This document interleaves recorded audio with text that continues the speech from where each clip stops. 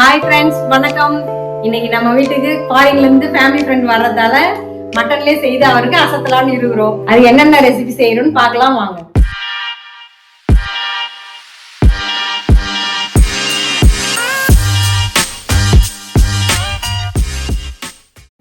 First பார்த்தீங்கன்னாக்கா ஆட்டுக்காலில் பிரியாணி செய்யலான் இருக்கும் டிஃப்ரெண்டா.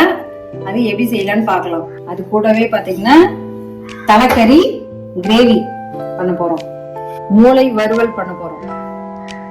அடுத்தது பாத்தீங்கன்னா ஆட்டோட ரத்தம், இது பொரியல் பண்ண போறோம். இது ஈரல் வறுவல், மிளகு போட்டு வறுக்க போறோம். இது பாத்தீங்கன்னா ஆட்டுக்காலோட தொடை பீஸ், இதை வந்து ரோஸ்ட் பண்ண போறோம்.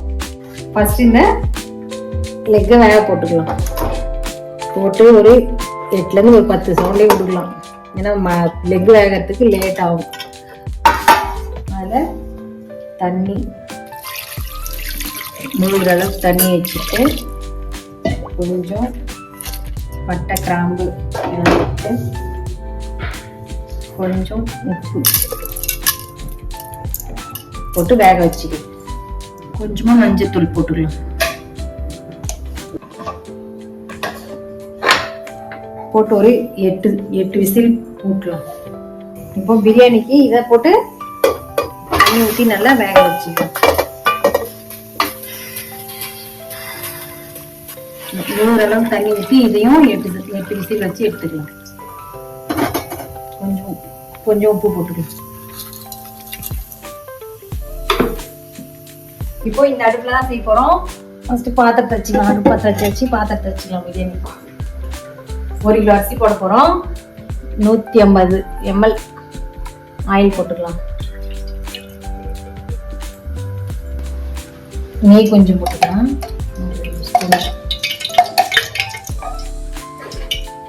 பட்டை, லவங்கம், பிரிஞ்சி இலை, ஸ்பைசஸ் எல்லாமே, ஏலக்காய் எல்லாத்தையும் ஃபஸ்ட்டு போட்டுக்கலாம்.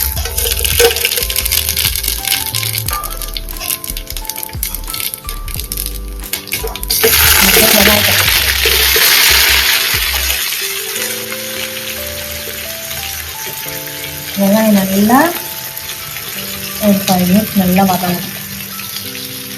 ஏன்னா ஒரு 5 நிமிஷம் வதங்கணும். வெங்காயம் மட்டும் நல்லா.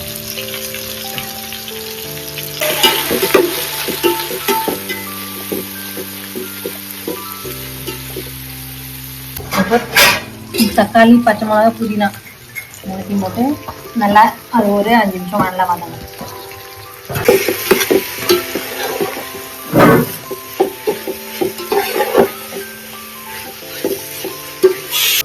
இஞ்சி பூண்டு பேஸ்ட் ஒரு 4 ஸ்பூன் போட்டுக்கலாம்.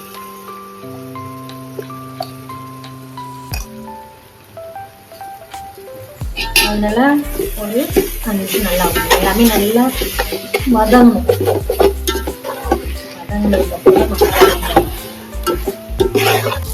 கால் நல்லா வெந்துருச்சு. இது இப்போ பிரியாணி போட்டுக்கலாம்.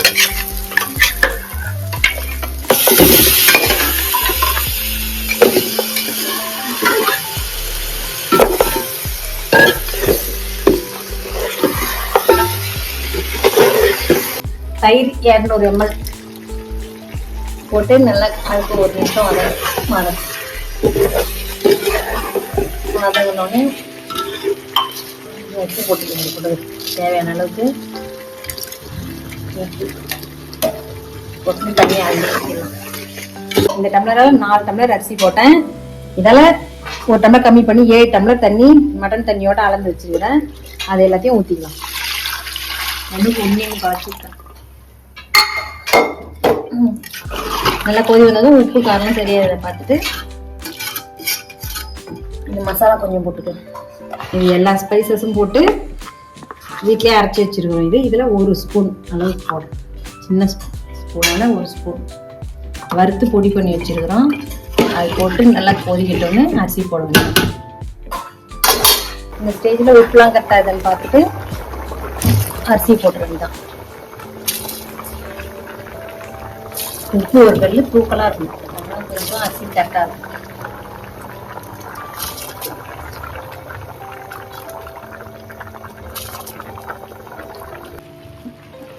நெய் 1 ஸ்பூன் ஊற்றி கொத்தமல்லி புதினா கொஞ்சம் மேல் தூவி போட்டு வச்சுன்னா இது மேலே வெயிட் வச்சிருங்க. ஒரு 15 மினிட்ஸ் கழிச்சு ஆஃப் பண்ணிடலாம். பிரியாணி ரெடி ஆகிடும். இப்போ லெக் ரோஸ்ட் பண்ணுறதுக்கு தேவையான மசாலா பொருட்கள் என்னென்னு பார்க்கலாம். காஷ்மீரி மிளகாத்தூள், வெறும் மிளகாத்தூள், தனியாத்தூள், ஜீரகத்தூள், மஞ்சள்தூள், பெப்பர், அது எல்லாத்தையும் ஒன்றா, கரம் மசாலா எல்லாத்தையும் ஒன்றா போட்டுக்கின்னு, இஞ்சி பூண்டு பேஸ்ட் 1 ஸ்பூன், எல்லாமே ஒரு ஸ்பூன் போட்டுனாச்சு. இது வெங்காயம் 1, பாதி தக்காளி, கொஞ்சம் புதினா, கொத்தமல்லி எல்லாம் போட்டு பேஸ்ட் பண்ணி வச்சுருக்கிறேன். அதையும் போட்டுனாச்சு. எல்லாத்தையும் பாதி எலுமிச்சை பழம் போட்டு நல்லா மிக்ஸ் பண்ணிக்கலாம். உப்பு அதிலே போட்டு வேக வச்சதால உப்பு போட தேவையில்ல. அதிலே உப்பு இருக்கும். இப்போ அது மேலே கோட்டிங் பண்ணிடணும். இந்த வேக வச்ச தண்ணியே கொஞ்சம் போட்டு, இதிலே உப்பு நிறைய இருக்குது, இதை போட்டு மிக்ஸ் பண்ணி அந்த லெக்கை போட்டு பைண்ட் பண்ணி ஒரு 1/2 hour ஊற வச்சுருந்தேன். அதுக்கப்புறமா தவாவில் போட்டு ஃப்ரை பண்ணுவேன். இப்போ 1/2 hour ஊறிச்சு. இப்போ இதை ரோஸ்ட் பண்ணி எடுத்துக்கலாம். அதுக்கு ஆயில் கொஞ்சம் போட்டுக்கலாம்.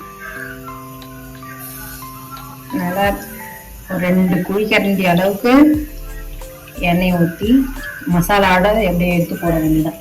வேறு எதுவும் போட தேவையில்லை. அப்படியே எடுத்து போட்டு சேர்த்து வைக்கணும். இந்த மசாலாலாம் அதிலே போட்டு எண்ணெயிலே நல்லா அப்படியே வறுப்படணும்.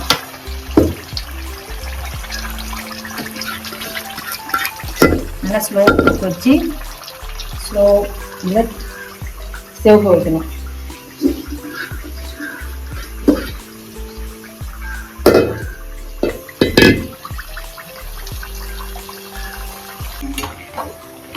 மசாலாவில் கொஞ்சம் உப்பு பத்தல, கொஞ்சமாக சேர்த்துக்கணும்.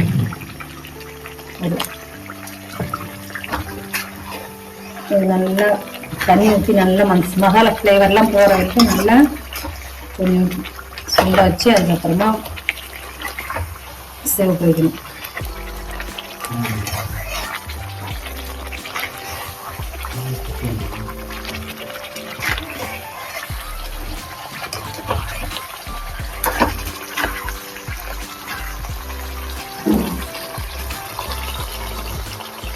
மினிட்ஸ் ஆயிடுச்சு.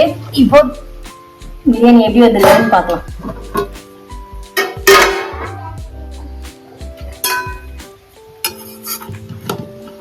நல்லா எப்படி சூப்பரா பளபளன்னு சூப்பரா வந்து பாருங்க. ஆட்டுக்கால் பாயா பிரியாணி இதுக்கு பேரு தான். அப்படியே எடுத்து சர்வ் பண்ண வேண்டியதான். தம் ஒட்டாச்சு. அப்படியே எடுத்து சர்வ் பண்ண வேண்டியதான்.